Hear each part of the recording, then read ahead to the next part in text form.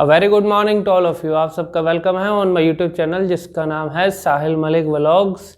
अगर आप न्यू हो तो ज़रूर सब्सक्राइब कीजिएगा और शेयर भी कीजिएगा सो दैट आपके शेयर और सब्सक्राइब से किसी न किसी की हेल्प हो सके।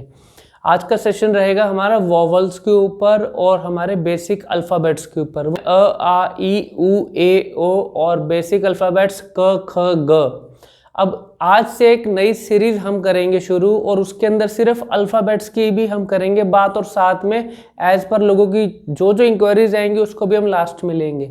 लेकिन अब आज से क्या रहेगा, मेन फोकस हमारा अल्फ़ाबेट्स के ऊपर, क्योंकि लोगों को अभी तक ये भी कन्फ्यूजन है कि कौन से अल्फ़ाबेट में किस वे में उसकी साउंड निकलनी चाहिए और हमारी जीभ की मूवमेंट होनी क्या चाहिए।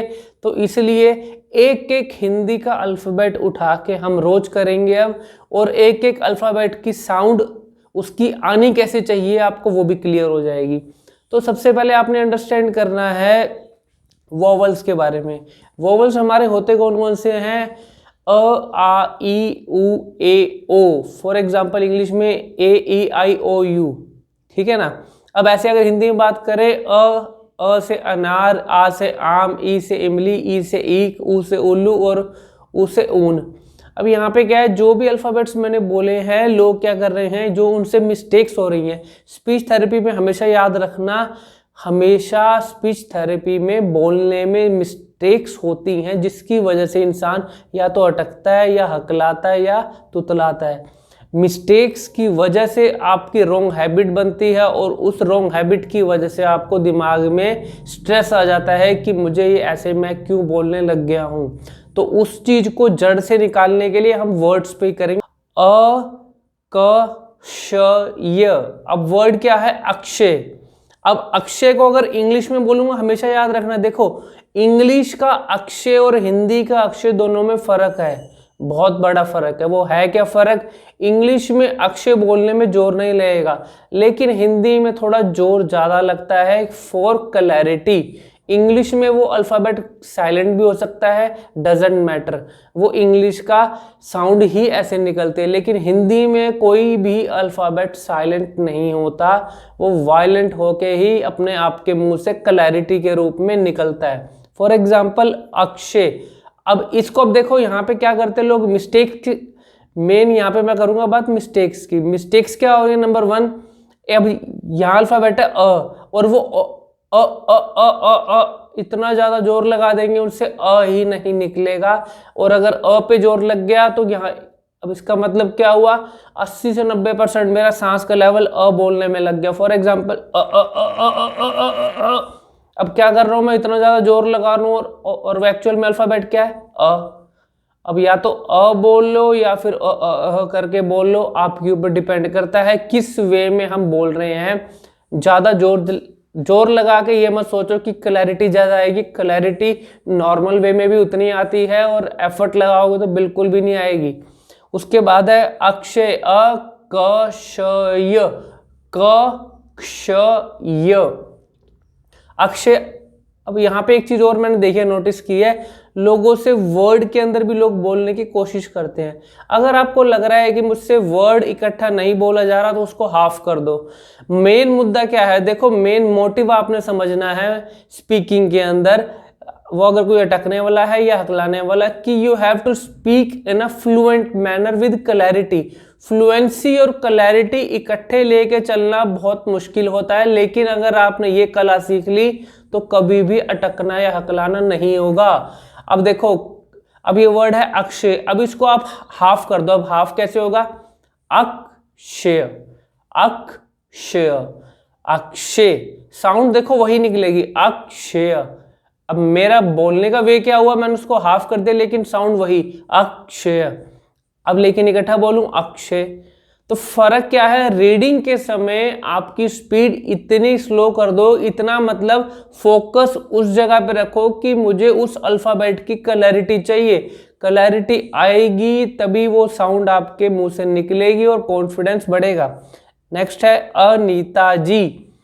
अब यहाँ पे क्या वर्ड है? अनीता जी। अब इसको अगर यहाँ पे अ पे जोर लगा दूंगा तो फिर वही दिक्कत आएगी, लेकिन इसको हाफ करके बोल लूंगा अनीता जी, सिंपल। कितनी सिंपल वे से तुम उस वर्ड को बना सकते हो आपके ऊपर डिपेंड करता है। कितना मुश्किल बनाना है उस वर्ड को वो भी आपके ऊपर डिपेंड करता है। अब आसमान, आसमान, अब यहाँ लोगों को छोटी सी एक मिस्टेक और आती है, या स को श बोल रहे हैं लोग। मेरे पास इंक्वायरी भी आई थी कि सर हम स को श बोल रहे हैं। स को श बोलने का मतलब है आप ज़्यादा जोर लगा रहे हैं, स पे ज़्यादा जोर लगाने की जरूरत नहीं होती। आसमान, आराम, इमारत, ईश्वर, उपदेश। अब देखो मैं वर्ड भी बोल रहा हूं लेकिन विद क्लैरिटी और फ्लुएंसी, और उसको हाफ करके बोल रहा हूं। उद्यमी, एवरेडी, एरियल, ओखली, ऑडिटर। अब इसका वर्ड क्या बनता है? ऑडिटर, लेकिन मैंने क्या बोला? ऑडिटर। अब उसके बाद आता है सबसे इंपॉर्टेंट अल्फाबेट क। क में लोगों को, छोटे बच्चों को, 90% छोटे बच्चों को दिक्कत आती है, उनसे क नहीं बोला जाता क्योंकि इस अल्फाबेट पर थोड़ा सा एफर्ट लगाना पड़ता है। फॉर एग्जाम्पल, जीभ को नीचे ही रखना, अगर ऊपर लगाओगे तो साउंड तो निकलेगी, लेकिन फुल क्लैरिटी के लिए जीभ को नीचे रख के देखो। क, क, क, की, कु, के, को, की, क, की।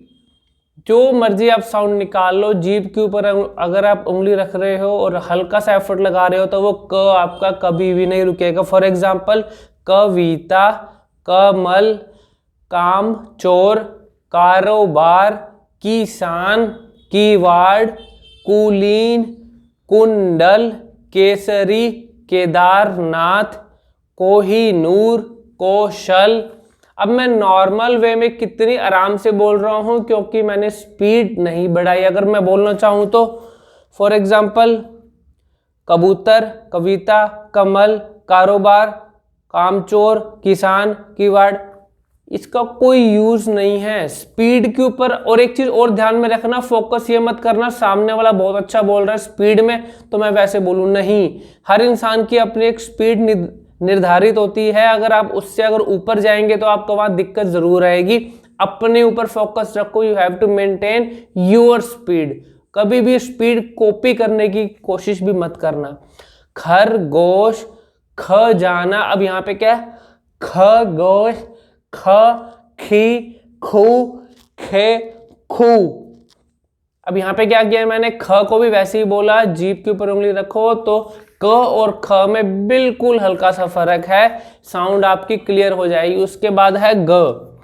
गमन, गमन, गिया, गी, ग, गी, गु, गे, गी, और गो, गे। कोई भी अल्फाबेट बोल लो, क ख ग का निचोड़ है। अगर वैसे बोलने की कोशिश अगर आप कर रहे हो तो मुंह से निकलेगा तो वेल एंड गुड। अगर नहीं निकलता तो जीभ के ऊपर फिंगर रख के फिर प्रैक्टिस करोगे तो और जल्दी निकल जाएगा। और अगर फिर भी अगर आपको लग रहा है ना कि जीभ के ऊपर उंगली रख के भी अगर नहीं वो निकल रहा, तो जीभ को ऊपर उठा के क, ख, ग, क, की, कु, के, ख, खी, खो, ग, गी, गु। अगर जीभ ऊपर लगा के हम फिर फिंगर रखते हैं नीचे तो उससे क्या है, थोड़ा जल्दी क्लैरिटी आ जाएगी। लेकिन नॉर्मल बेसिस पे अगर हम देखें तो जीभ के अगर ऊपर फिंगर रखें तो क्लैरिटी आ जानी चाहिए। अगर उससे नहीं आती तो आप ऊपर लगा के भी कर सकते हैं, क्लैरिटी आ जाएगी। ठीक है ना। अब मैंने आपको आज मेन अल्फाबेट्स के बारे में बताया। फिर भी अगर आपको लगता है कि नहीं, मुझे अगर और भी कोई मेरी इंक्वायरी है कि मुझसे नहीं क्लियर हो रहा, तो उसके लिए आप ऑनलाइन सेशन ले सकते हैं। 30 मिनट्स का रहता है व्हाट्सएप के थ्रू मिनिमम। और उसके अंदर हमारा यूएसपी क्या रहता है, we can show you live results. We can show you live results in 30 minutes. 20 minutes के अंदर आपको पहले आपके माइंड से जो भी अगर आपके माइंड में है क्वेश्चन, पहले वो क्लियर किया जाएगा और वो रीजन बताएंगे आपको क्यों दिक्कत आई, उसका सॉल्यूशन बताया जाएगा। और लास्ट के 10 मिनट में आपको लाइव रिजल्ट भी दिखाया जाएगा, so that you can understand कि एक सेशन में ही मुझे अपने ऊपर एक्सपर्टाइज करनी है।